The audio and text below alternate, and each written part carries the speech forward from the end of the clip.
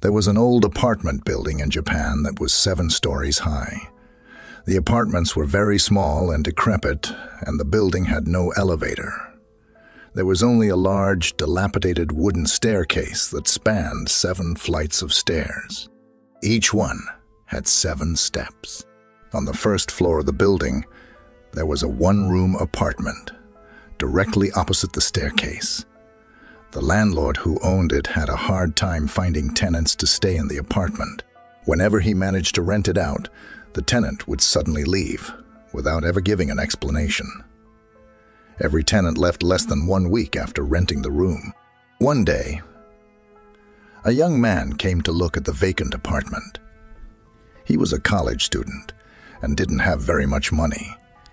The apartment was very small, but the landlord was asking for a very low rent. The man decided to take the apartment and moved his belongings in a few days later. The first day that the young man spent in the apartment was a Monday. During the night, he was roused from his slumber by a strange noise. It sounded like a child's voice, echoing in the staircase near his front door.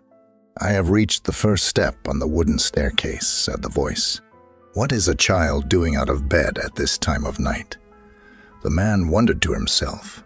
However, he was tired from transporting his belongings and just went back to sleep.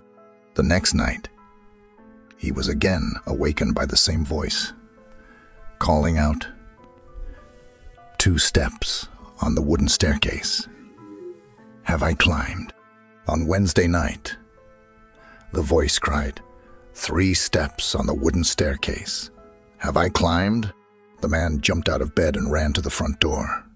When he opened the door and looked out, he saw that the staircase was empty. An unnerving thought crossed his mind.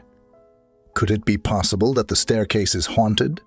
And so it went on the same way, on 4th, the 5th, and the 6th day. Every night, the man heard the child's voice calling out. Each time, it seemed to get closer and closer. Sunday night finally arrived, and the man was trembling in his bed. He thought about moving out, but told himself that he must be brave. He refused to allow himself to be scared off by a ghostly voice. In the middle of the night, he woke to hear something scratching at his door. A voice cried out, "I have reached the 7th step on the staircase."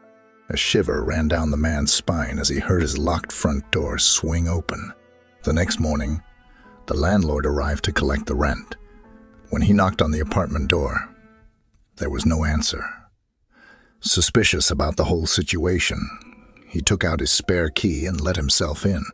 Sprawled across the bed, he found the tenant's mangled body.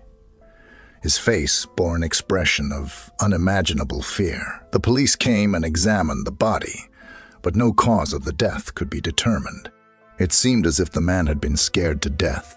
The apartment is still vacant today, awaiting a new tenant.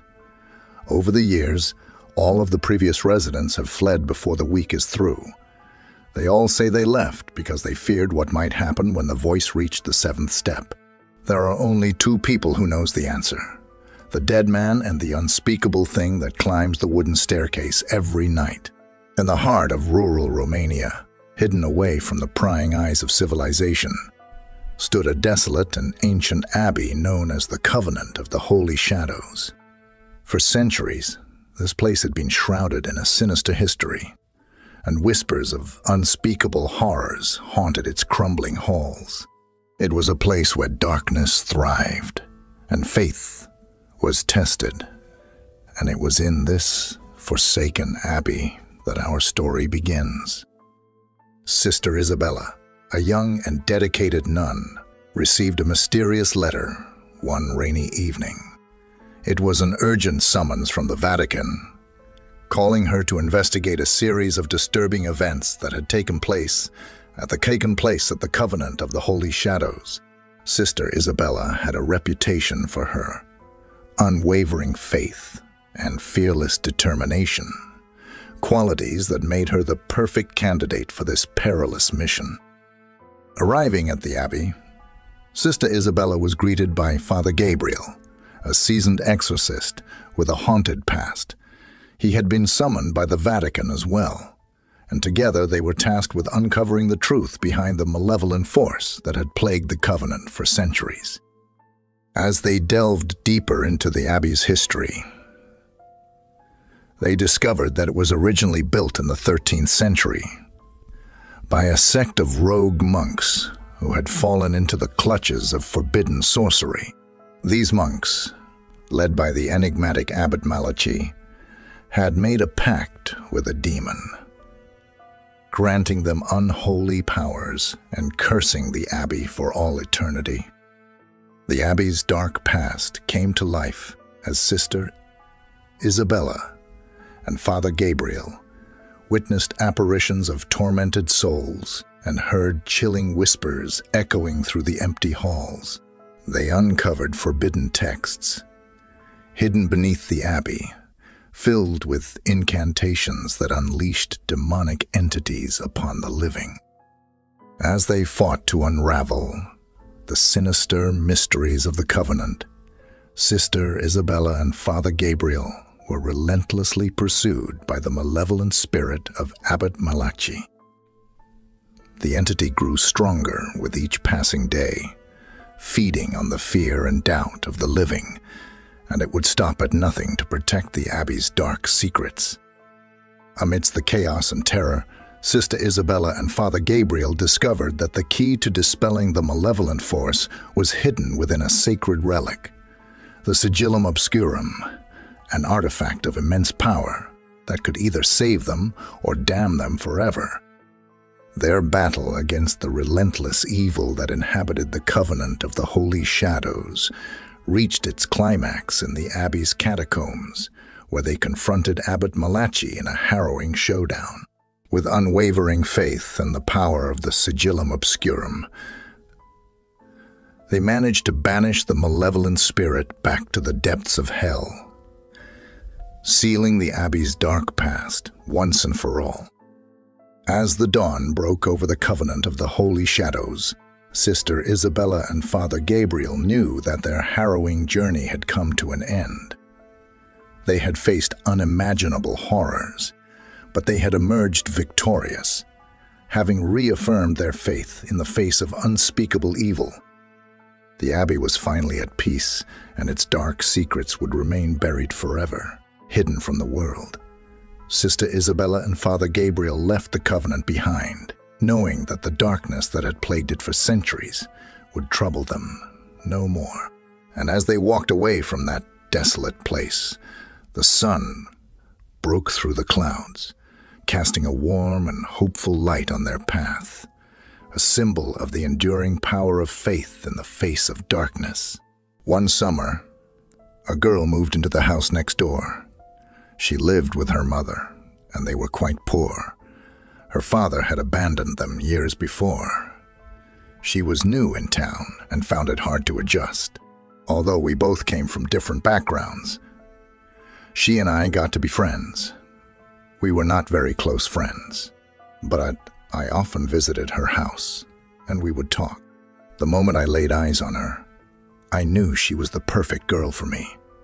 Unfortunately, she didn't feel the same way. She was attracted to boys who were handsome and confident. It was clear that I wasn't her type, so I decided to wait. She didn't have any friends of her own to talk to, so she confided in me. Mostly, she would complain about her life, telling me how her mother hit her, how the girls in her class were mean and excluded her. She also told me about a boy she had a crush on. He was very popular with the girls in school. As she talked about her problems, I just sat there and listened. One day, the girl stopped coming to school. As it turned out, it was because she was being bullied. She told me that one of the popular girls in school had found out she had a crush on her boyfriend. The popular girl and her friends would bully her every time they saw her. She said they even spread vile rumors about her to the other classmates, and they were making her life a living nightmare. I just kept quiet and listened as she vented her problems. Her behavior began to change after she entered junior high school. She stayed out until all hours of the night, and began to smoke cigarettes and drink alcohol. I heard rumors that she was doing drugs too. She fell in with a bad crowd and was even arrested by the police once. Her home life grew even worse, and she would frequently quarrel with her mother in the middle of the night. All of the girls in school hated her. Someone sprayed graffiti all over her house, calling her horrible names and saying disgusting things about her. Someone even killed her pet cat and stuffed it through her letterbox. Eventually, the girl dropped out of high school. She became withdrawn and locked herself in her bedroom. She stopped speaking to her mother and went for days without leaving her room. She rarely came out, even to eat. She looked pale, sickly, and painfully thin. Her mother took to leaving food outside her door. She would only come out when she needed to use the toilet or in the middle of the night when her mother was asleep. It was a miserable life. I went to see her for the first time in a long time. She refused to come out to see me, and even though I yelled through the keyhole, she refused to answer. Her mother gave me a bowl of soup to take upstairs to her. I caught a glimpse of her when she opened the door to take it. She was pale, drawn, haggard, and emaciated.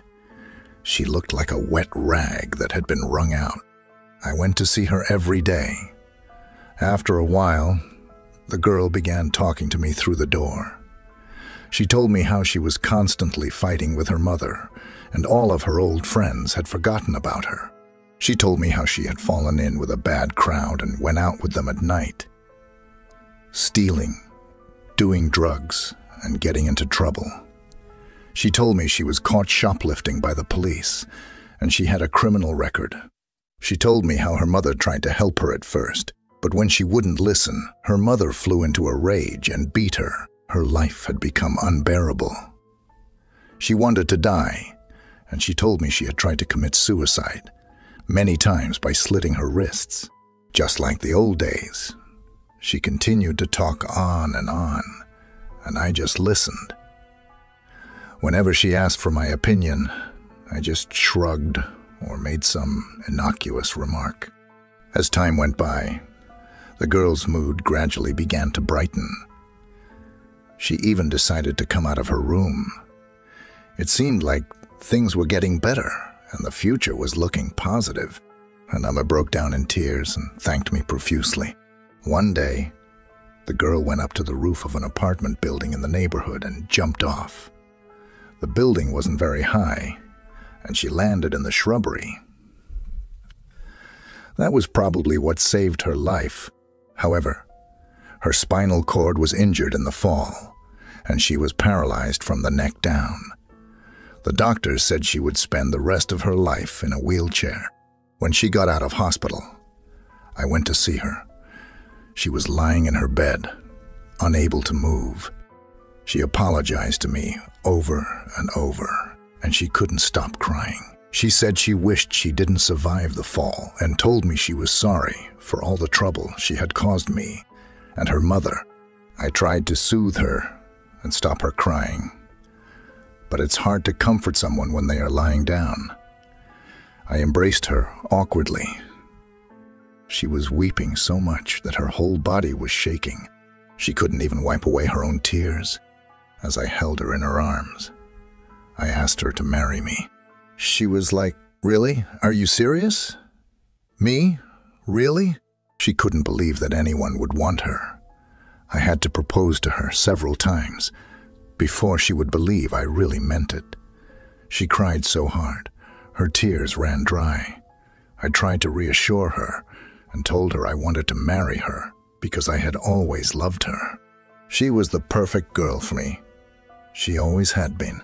Even when she ignored me and didn't return my feelings, even when she was hanging out with a bad crowd, even when I had to listen to all her stupid problems, even when she became so thin and was hiding in her room, even when I told the popular girl she fancied her boyfriend, even when I was spreading vile rumors about her to her classmates, even when I sprayed graffiti all over her house, even when I killed her cat and put it through the letterbox of her house. Even now, She is lying there in her bed, small, weak, and unable to move. Even now, I still love her. You see, she is the perfect girl for me. Soon, we will be married. One evening, a woman came home late from work. She put her handbag down on the kitchen table and started rooting through it. Then she realized she didn't have her mobile phone with her. She couldn't remember the last time she had it. I must have lost it on the way home, she thought to herself. She went into the hallway, picked up her home phone, and dialed the number of her mobile.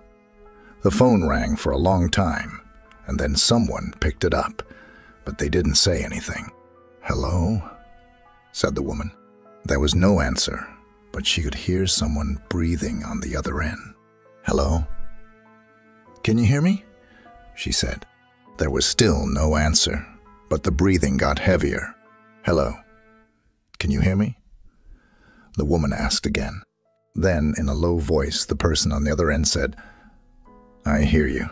Then, they hung up. After that, the woman kept calling her mobile, but nobody picked up. Eventually, she gave up in frustration. It was late, and she decided to go to bed. When she went upstairs to her bedroom, she was shocked to see her mobile phone sitting on the nightstand. It was on silent.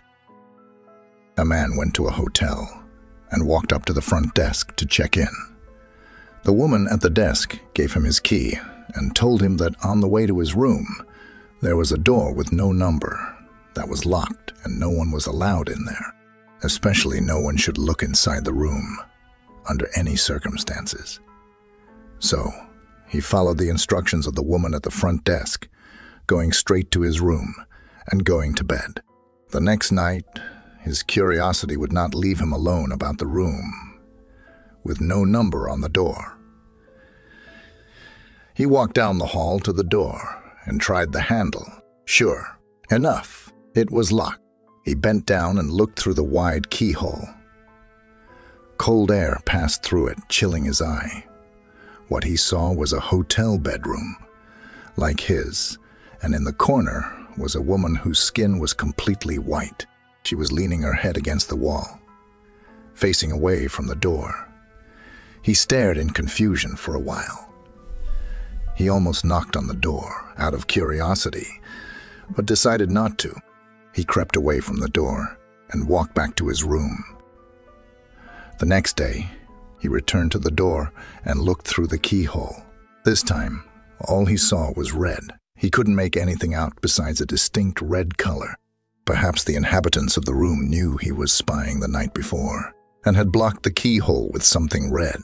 At this point, he decided to consult the woman at the front desk for more information. She sighed and said, "Did you look through the keyhole?" The man told her that he had. And she said, "Well, I might as well tell you the story. A long time ago, a man murdered his wife in that room, and her ghost haunts it. But these people were not ordinary. They were white all over, except for their eyes, which were red.